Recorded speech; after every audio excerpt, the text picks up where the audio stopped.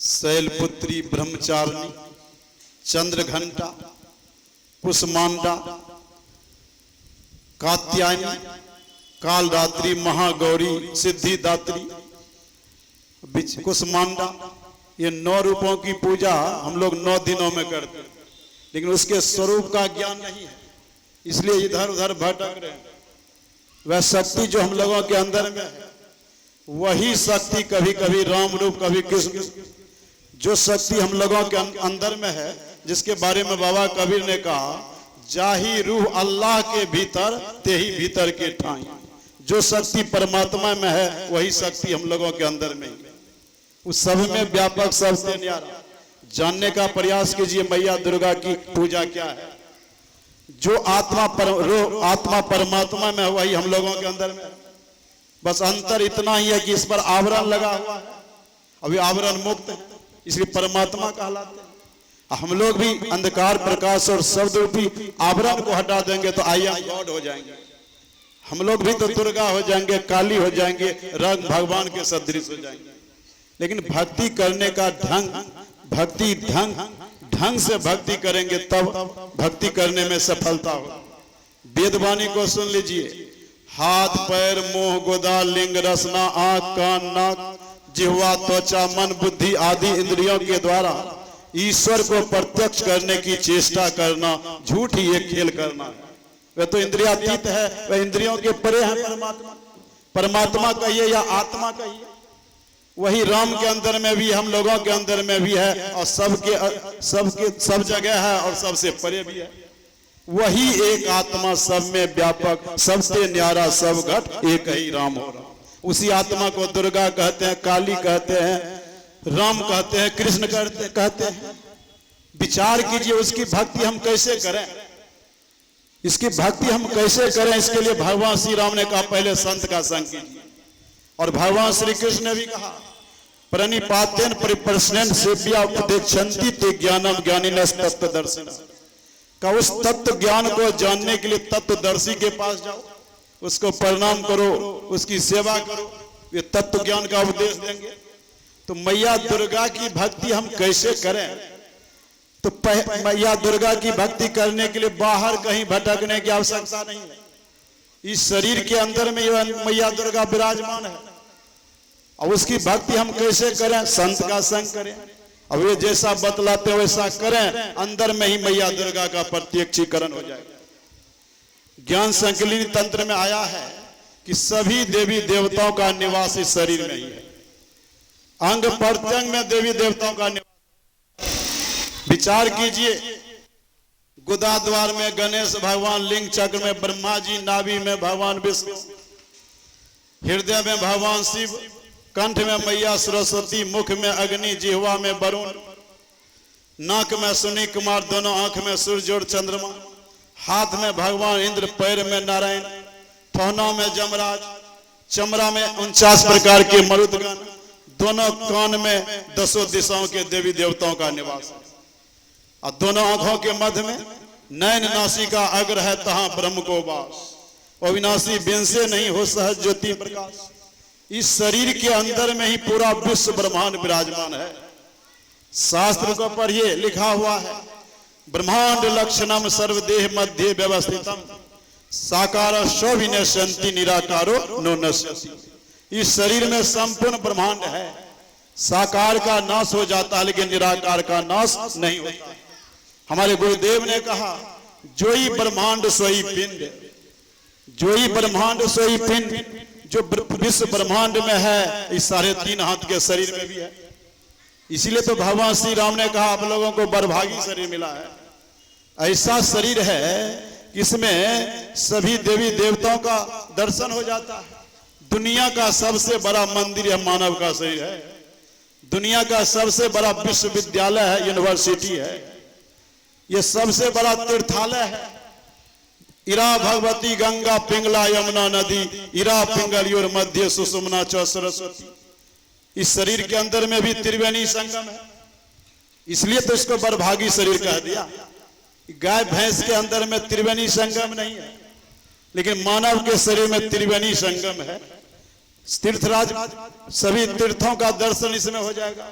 सभी देवी देवताओं का दर्शन होगा, पूर्ण ब्रह्म परमात्मा का दर्शन इस शरीर के अंदर में हो जाएगा। अब विचार कीजिए, कहीं बाहर भटकने की आवश्यकता नहीं है। वह शक्ति, वह मैया दुर्गा हम सबों के अंदर में है। दोनों आंखों के मध्य में वह शक्ति का केंद्र है, और यही से शक्ति हाथ पैर में, हाथ से काम करने की शक्ति, पैरों से चलने की शक्ति, तो इसी शक्ति के माध्यम से हम लोग जाते हैं मैया दुर्गा के मंदिर। ज्ञान प्राप्त कर लीजिए तब भक्ति कीजिए। गुरुदेव ने कहा भिन्न भिन्न इष्टों के मानने वाले के भिन्न भिन्न इष्ट कहे जाते हैं। भक्त जब तक इष्ट के आत्म स्वरूप को न जान ले तब तक उसकी भक्ति पूरी नहीं हो सकती। हम लोग बाहर में जो भटक रहे हैं, गुरुदेव ने कहा बाहर भरमन बाल खेल जैसा। अभी अंतर धसो, बाहर में भटकना बच्चों के खेल जैसा। अंतर धसो, अंदर में जब तक नहीं धसोगे उस शक्ति की पूजा नहीं होगी। स्वयं जब भगवान भोला बाबा ने कह दिया बिंदु नाद महालिंगम, बिंदु शक्ति का घर है, नाद शिव का घर है।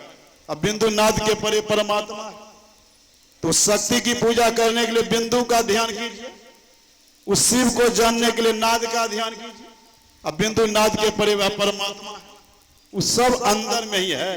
अंदर में ही भक्ति करके उस परमात्मा को, उस दुर्गा को, उस काली को, सबको हम लोग प्राप्त कर सकते हैं। दुर्गा सप्तशती का पाठ होता है, आप पढ़ेंगे, सत्संग योग में लिखा हुआ है। दुर्गा सप्तशती शब्दात्मिका सुविमलर्ग जुषा निधानम उदगीत रम्य पद पाठवताम चौसाम्यनाम देवी त्रयी भगवती भव भावना वार्ता चौ सर्वजगताम परमार्थी हंत्री। इस मंत्र का अर्थ समझ लीजिए, भक्ति करने का ढंग आ जाएगा। शब्दात्मिका, गुरु महाराज जी ने इस मंत्र का अर्थ स्वयं नहीं किया। टीएनजे कॉलेज के प्रोफेसर राम नारायण शर्मा जी थे। गुरुदेव ने सोचा इस मंत्र का अर्थ अगर मैं पंडित जी से करवा दूंगा तो ठीक रहेगा, अगर इसका अर्थ मैं करूंगा तो दुनिया के लोग कहेंगे मैं ही दास ने इसका अर्थ किया। इसलिए वहां के प्रकांड विद्वान पंडित जी राम नारायण शर्मा जी से इस मंत्र का अर्थ करवाया था। क्या अर्थ किया था उसने? शब्दात्मिका, शब्द हुई जिसकी आत्मा। आत्मन के अनेक अर्थों में शब्द भी एक अर्थ है, अर्थात अर्थ हुआ स्वरूप। तो मैया दुर्गा का स्वरूप क्या है? शब्द है। मैया दुर्गा का स्वरूप क्या है? वह शब्द है। और उस शब्द को कहां पर सुनेंगे? उस शब्द को अंदर में सुना जाता है।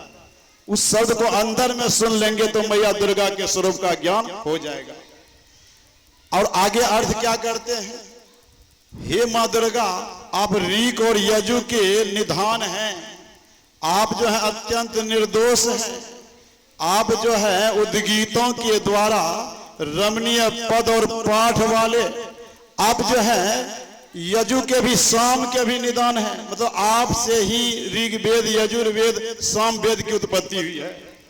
आप संसार के विघ्न बाधाओं को हरण करने वाली, ऐसा अर्थ लगाया गया है। तो मैया दुर्गा का स्वरूप शब्द है। जब बिंदु ध्यान करेंगे और बिंदु ध्यान में प्रतिष्ठित हो जाएंगे तो अंदर में नाद सुनाई पड़ेगा, और वही नाद को सुन लेंगे तो मैया दुर्गा के स्वरूप का ज्ञान हो जाएगा। वही राम है, वही कृष्ण है, वही दुर्गा है, वही काली है, वही सरस्वती है, वही चंडी है, वही भवानी है। कहीं बाहर भटकने की आवश्यकता नहीं है। इसीलिए भगवान शंकर ने कहा कहीं मत जाइए, यह शरीर ही शिव मंदिर है, यही दुर्गा मंदिर है। इसी दुर्गा मंदिर में रह करके दुर्गा मैया की पूजा करो। तो पहले संत का संग करो। भोला बाबा ने कहा प्रथम भक्ति संतन कर संग, और भगवान श्री राम ने भी कहा प्रथम भक्ति संतन कर संग। और हमारे भगवान श्री कृष्ण ने भी कहा अगर कोई मेरी भक्ति करना चाहे तो पहले संत का ही संग करना पड़ेगा, क्योंकि संत मिले तो मैं मिल जाऊं। तो संत न मुझसे न्यारे, बिनु सत्संग मोहि नहीं पावे, कोटि जतन करी हारे। जब तक आप सत्संग में नहीं जाएंगे, संत का संग नहीं करेंगे, तब तक ईश्वर की भक्ति, दुर्गा की भक्ति, काली की भक्ति, चंडी भवानी की भक्ति, राम की भक्ति, कृष्ण की भक्ति और शिव जी की भक्ति आप नहीं कर सकते। अगर सबों की भक्ति करना चाहते हैं तो पहले संत का संग कीजिए। लेकिन दुनिया के लोग क्या करते हैं? संत चरण को छाड़ के पूजत भूत बैताल, पूजत भूत बैताल मुए पे भूते होई, जेकर जहमा जीव अंत को हुई है सोई। देव पितर सब झूठ, सकल यह मन की भरमाना, इसी भरम में परा लगा है जीवन मरना। देई देवा सेव किन्हों न परम पद पावा, भैरो दुर्गा शिव बांध के नरक पठावा। पलटू अंत घसीटी है चोटी धरी धरी काल, संत चरण को छाड़ के पूजत भूत बैताल। जब तक संत सदगुरु के चरणों की सेवा नहीं करेंगे, उस परमात्मा का ज्ञान नहीं होगा, उस दुर्गा का ज्ञान नहीं होगा। इसलिए वेद भगवान ने कहा, अगर उसका ज्ञान प्राप्त करना चाहते हो तो बुद्धि योग करो, सत्संग करो। और हमारे गुरुदेव ने कहा, जो चाहो उद्धार को बनो संत संतान। और हुआ नहीं होता नहीं, वो होनहारा है नहीं। जब तक संतों की दया दृष्टि नहीं होगी जीवों के ऊपर, तब तक उस परमात्मा का ज्ञान नहीं होगा। इसलिए कहा संत का संग कीजिए। जब तक आप संत का संग नहीं करेंगे, परमात्मा की भक्ति नहीं कर सकेंगे। इसलिए भगवान श्री राम ने भी कहा, यह शरीर भवसागर पार करने के लिए नाव है, और मेरी कृपा अनुकूल वायु है, और संत सदगुरु मल्ला है। नाव मिल गई है हम लोगों को, परमात्मा की कृपा मिल गई है। लेकिन जब तक मल्ला का संग नहीं करेंगे, भवसागर पार नहीं कर सकते। इसलिए कहा, जिसके जीवन में गुरु नहीं उसका जीवन शुरू नहीं। भगवान राम को भी कहना पड़ा कि सदगुरु रूपी मल्ला का संग कीजिए, तो यही मल्ला खेल करके सबको भवसागर पार करा देगा। इसलिए संत का संग करना चाहिए। संत के शरण में गए बिना परमात्मा का भजन नहीं कर सकते, भवसागर पार नहीं कर सकते। इसीलिए संत महात्मा लोग कहते हैं, यह शरीर सर्वोत्तम शरीर है, लेकिन यह सब दिन रहने वाला नहीं है। और इस शरीर में रह करके आप पूजा पाठ कर लीजिए जब तक शरीर है, और इस शरीर में रह करके आप परमात्मा का भजन नहीं करेंगे, तो अब की पासा ना पड़े, फिर 84 जाए, 84 के चक्र में भटका खाना पड़ेगा। इसलिए इस मंदिर को पवित्र रखिए, पवित्र रखिए, नहीं तो आप पापी कहलाएंगे। क्योंकि मंदिर में जो कोई मांस मछली अंडा शराब चढ़ाता है, उसको पापी कहा गया। मनुस्मृति को पढ़िए, मांस मछली खाने वाला दुनिया का 1 नंबर पापी है।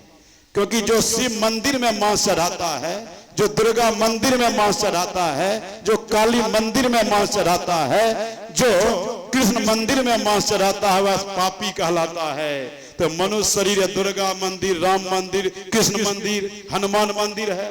इसमें जो मांस मछली अंडा शराब चढ़ाता है, वही तो दुनिया का 1 नंबर पापी है। इसलिए कहा, इस शरीर में जो मांस मछली डालता है, उसी को राक्षस भी कहा गया है। बाबा कबीर ने स्पष्ट कहा, मांसाहारी मानवा प्रत्यक्ष राक्षस को अंग, इनसे प्रीत न करिए परत भजन में भंग। इस शरीर में मांस मछली डालेंगे तो आप राक्षस कहलाएंगे, मानव आप मानव नहीं कहला सकते। भले आपको मानव का तन मिला है, मानव आप नहीं कहला सकते।